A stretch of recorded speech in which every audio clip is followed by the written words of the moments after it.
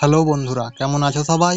তো আজকে আমি তোমাদেরকে দেখিয়ে দিতে চলেছি মোবাইল নাম্বার কিভাবে সেট করতে হয় মোবাইলে।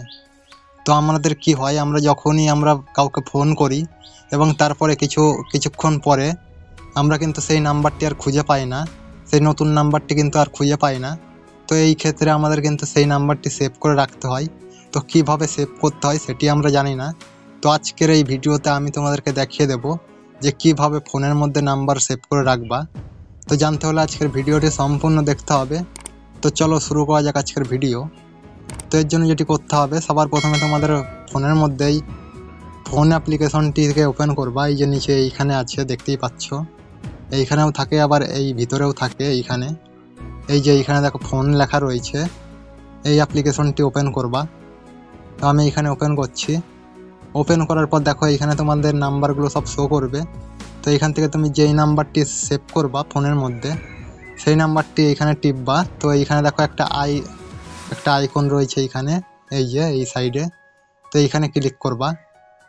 তো আমি এইখানে ক্লিক করলাম। ক্লিক করার পর দেখো এইরকম একটা ইন্টারফেস আসবে। দিয়ে এইখান থেকে দেখো এইখানে লেখা রয়েছে নিউ কন্ট্যাক্ট, এই অপশনটাতে ক্লিক করবা। তো আমি এইখানে ক্লিক করে দিচ্ছি। ক্লিক করার পরে এইরকম একটা ইন্টারফেস আসবে। দিয়ে এইখানে তুমি কি নামে সেই নাম্বারটিকে সেভ করতে চাও সেইটি এখানে লিখে দিবা। তো আমি এখানে লিখে দিচ্ছি একটি নাম।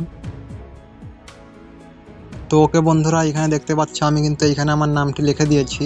তো তোমরা কি নামে এই নাম্বারটি সেভ করতে চাও সেইটি এখানে লিখে দিবা। লেখার পরে এখানে নিচের দিকে চলে আসবা। নিচের দিকে আসার পরে এখানে একটা অপশন পাবা। এখানে দেখতে দেখো এখানে সেভ বলে একটা অপশন রয়েছে, এই যে নিচেই। তো এখানে দেখো একটা সেভ বলে একটা অপশন রয়েছে, সেভ টু, এই অপশনটাতে ক্লিক করবা। ক্লিক করার পরে এখানে তোমার ফোনের মধ্যে যতগুলো জিমেল অ্যাকাউন্ট রয়েছে সেইগুলো শো করবে। এবং নিচে এইখানে দেখো লেখা রয়েছে সিম কার্ড 1, সিম কার্ড 2 এবং ফোন। তো এই নাম্বারটি তুমি কিসে সেভ করতে চাও, সিমে না ফোনে, সেইটা এখানে সিলেক্ট করে নিবা। তো আমি যেমন এখানে গুগলে করে রেখেছি, তো এইখান থেকে সেভ করে নিবা। এইটি সেভ করার পরে এইখান থেকে ব্যাক করবা। ব্যাক করার পরে এইখান থেকে এই যে উপরে দেখো একটা রাইট আইকন রয়েছে, এইখানে এই রাইট অপশনটাতে ক্লিক করে দিবা।